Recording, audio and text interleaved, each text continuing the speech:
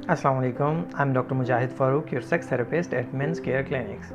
देखें, क्वेश्चन है कि ईडी को बेहतर करने के लिए कुछ टोटके बताइए। मेरी पहले काफ़ी वीडियोस हैं इस बारे में, लेकिन आज हम बात करेंगे सिर्फ लाइफस्टाइल पे। देखें, आप सिर्फ दो चीज़ों से अपने इरेक्टाइल डिस्फंक्शन को बेहतर कर सकते हैं, एक नींद और एक वर्जिश। अब काफ़ी लोगों को शिकायत होती है कि नींद नहीं आती। नींद कैसे आएगी? रात रात भर तो मोबाइल यूज़ करते रहते हैं।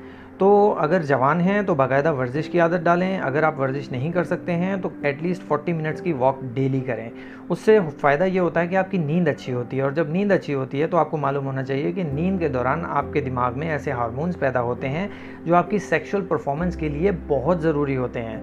नींद नहीं आएगी तो हार्मोन्स की कमी होगी, और जिसके नतीजे में आप जो है वो इरेक्टाइल डिस्फंक्शन या सख्ती में कमी का सामना कर सकते हैं।